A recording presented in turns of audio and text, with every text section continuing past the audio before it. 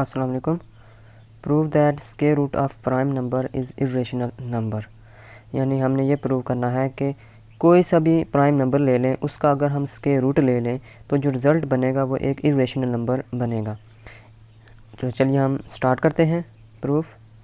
Consider P B ए prime number. हम एक late करते हैं कि पी एक प्राइम नंबर है और सपोज़ करते हैं कि पी का स्क्वायर रूट है वो रेशनल नंबर है। यानी हमने प्रूव करना है कि square root of prime number is irrational number. तो हम कंट्राडिक्शन करते हैं इससे, हम कहते हैं ये ठीक नहीं है। हम ये कहते हैं कि ये जो चीज़ लिखी हुई ये ठीक नहीं है, हम इसके उल्ट जाते हैं तो फिर क्या होता है। Suppose that square root of p is rational number. हम रेशनल नंबर करके चेक करते हैं कि क्या कंट्राडिक्शन आती है, क्या मुखालफत आती है हमारी। तो अगर ये रेशनल नंबर है तो हम इसको फ्रैक्शन की शक्ल में लिख सकते हैं। Under root p is equal to a by b. यानी हम इसको, अगर ये एक रेशनल नंबर है तो इसको हम पी बाई क्यू या ए बाई बी की शक्ल में हम लिख सकते हैं। तो ए और बी क्या हैं? ए और बी हैं इंटीजर्स। ए भी इंटीजर है और बी भी इंटीजर है। यानी ए और B belongs to set of integers. अगर सेट ऑफ इंटीजर से बिलोंग करते हैं दोनों, तो इसका मतलब है ये दोनों इंटीजर हैं। और क्या सपोजिशन है कि ए और B are in lowest form. यानी ये जो फ्रैक्शन है ये लोएस्ट फॉर्म में है कि मज़ीद इनमें कोई भी कैंसिलेशन नहीं होती है। यानी ए और बी में कोई चीज़ कैंसिल नहीं होती। मसलन लिखा हुआ है 2/3। 2/3 अगर लिखा हुआ तो इसमें मज़ीद कोई भी कैंसिल नंबर नहीं होता। 1 के अलावा 1 तो कैंसिल, 1 तो हर के साथ होता है ना, उसको छोड़ के। तो लोएस्ट फॉर्म में है। अच्छा, स्क्वायर करते हैं 1, जो 1 इक्वेशन है इसको दोनों साइड में स्क्वायर करते हैं हम। तो p is equal to A square by B square रह जाएगा। बी स्क्वायर को दोनों तरफ मल्टीप्लाई करेंगे तो B square P is equal to A square हो जाएगा। और इस इक्वेशन को हम देते हैं नंबर 2।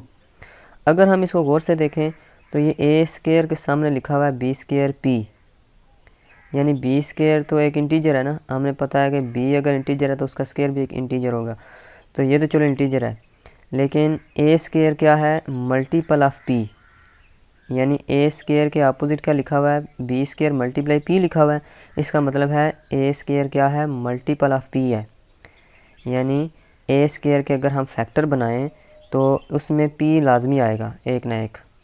मसलन ए स्क्वायर का क्या मतलब है कि ये एक 9 स्क्वायर है। यानी ये ए स्क्वायर है 81 है और 1 मल्टीप्लाई 3 मल्टीप्लाई 3 मल्टीप्लाई 3 मल्टीप्लाई 3 ये क्या है? एक फैक्टर्स हैं किसके? ए स्क्वायर के। ए स्क्वायर के ये फैक्टर्स हैं। तो हम कहते हैं कि 3 जो है, ए स्क्वायर जो है 3 का मल्टीपल है। यानी 3 इसके फैक्टर में आएगा, एक ना एक 3 आएगा। इसमें तो 4 हैं, एक ना एक 3 आएगा। तो इसमें देखें कि इसका मतलब है ये 9 स्क्वायर है, ये 3 का मल्टीपल है। तो इसका मतलब ये हुआ कि ए स्क्वायर क्या है? पी का मल्टीपल है। यानी इसके अगर फैक्टर बनाएं ए स्क्वायर के तो एक ना एक पी उसमें आएगा लाजमी। तो अगर हम गौर से देखें, ए स्क्वायर अगर पी का मल्टीपल है, यानी अगर ए स्क्वायर पी का मल्टीपल है, यानी 9 स्क्वायर 3 का अगर मल्टीपल है तो 9 भी 3 का मल्टीपल होगा। यानी जिसका स्क्वायर है वो भी ख़ुद भी उसका मल्टीपल होगा। मसलन 9 स्क्वायर 3 का मल्टीपल है ना, तो इसका मतलब है 9 भी 3 का मल्टीपल होगा। तो अगर ए स्क्वायर पी का मल्टीपल है तो इसका मतलब है ए भी पी का मल्टीपल होगा। यानी अगर ए स्क्वायर पी का मल्टीपल है तो ए भी पी का मल्टीपल होगा। ये मैंने इस तरीके से मैंने आपको समझाया है। अगर ए पी का मल्टीपल है तो इसको हम इस तरह लिख सकते हैं, A is equal to K P. यानी ए के पी का मतलब है के एक इंटीजर है और पी यानी ए पी का मल्टीपल है ना, तो इसको हम इस तरह लिख सकते हैं कि के पी। के एक इंटीजर है और पी उसके साथ मल्टीप्लाई हो रहा है, जो हमें ये ज़ाहिर कर रहा है कि ए जो है मल्टीपल ऑफ पी है। ठीक है, तो ये जो इक्वेशन, इसको इक्वेशन नंबर 3 का नाम दे देते हैं। इस इक्वेशन को उठा के हम इसमें पुट करते हैं 2 में पुट करेंगे इसको, तो हमारे पास क्या आएगा? ए की जगह हम पुट करते हैं के पी। तो B square P is equal to K P का होल स्क्वायर। मज़ीद सिंप्लीफाई करेंगे, B square P is equal to के स्क्वायर पी स्क्वायर। और आप पी और पी स्क्वायर से ये पी वाला इसमें से कैंसिल हो जाएगा। क्या बच जाएगा हमारे पास? B square is equal to के स्क्वायर पी। फिर वही चीज़ आ गई है। अब देखें बी स्क्वायर जो है वो के पी का मल्टीपल आ रहा है।